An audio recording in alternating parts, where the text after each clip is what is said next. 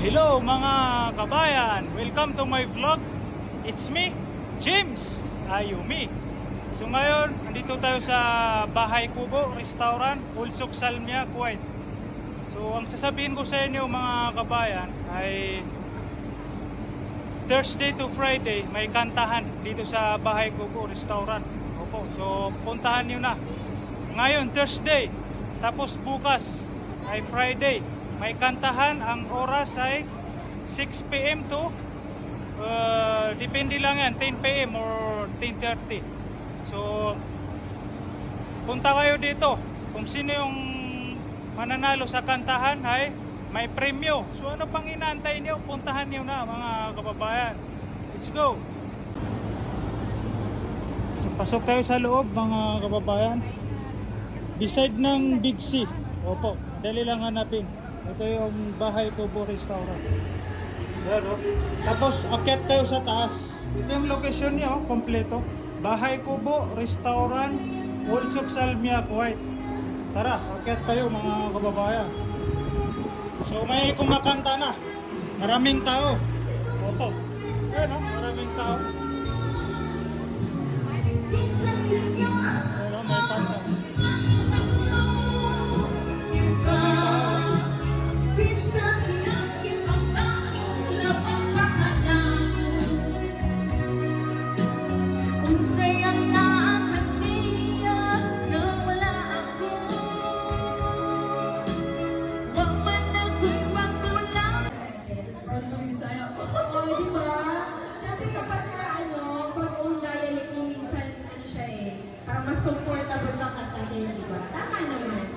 And inalaw naman yan na sa Mikati sa during the audition, diba? Alright, so sige ma'am, pakinggan po naman natin ang komento ng ating mga judges. DJ Ma'am.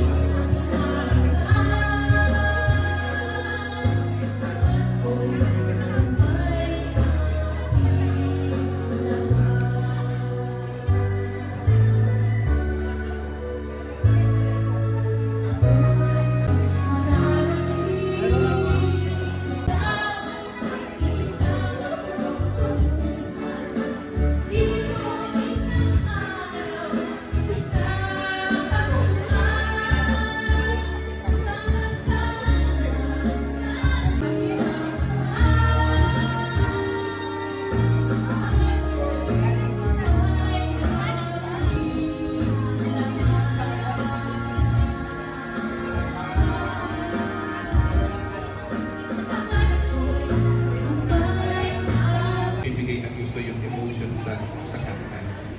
Yun ang pansin ko dito. Pero okay. Hi, Ma'am Virginia. May technique po tayo sa paghawak ng microphone para marinig po nila yung vocals natin. Ikaw ang lahat, hindi ako makatulong sa kakalim sa'yo.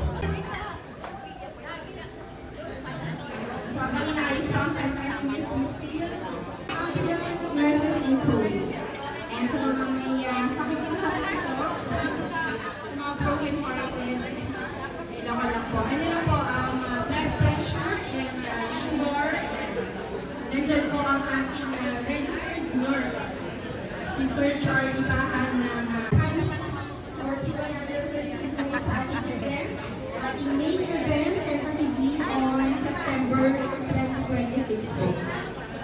So ang ating criteria for judging, okay.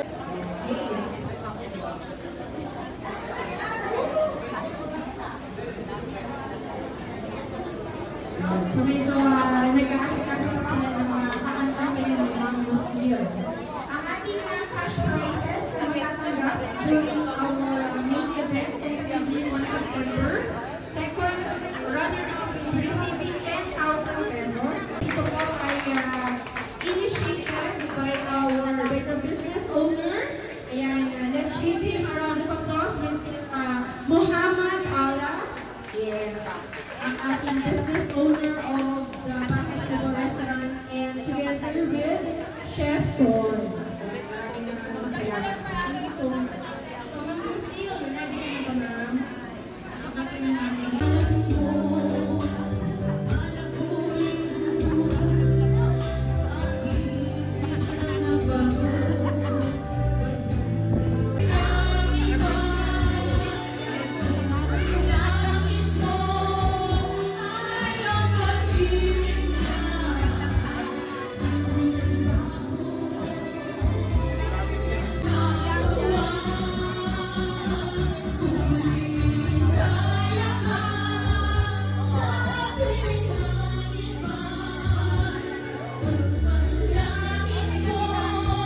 Stage, no?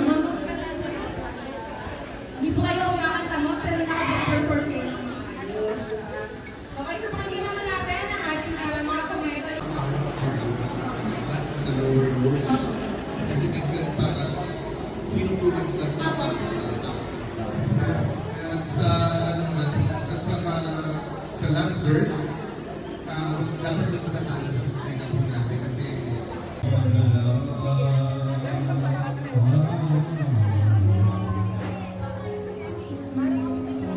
sabi mo sa akin ako'y mahal. Ako'y hindi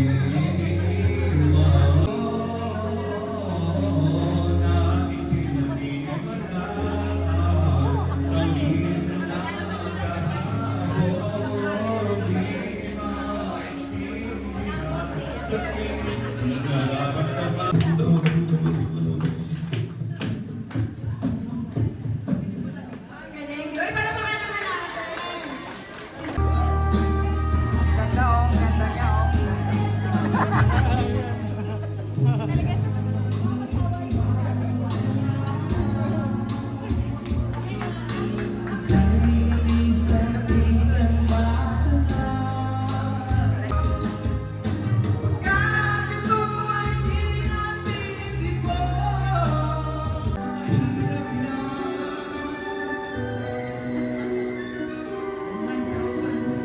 Sadyang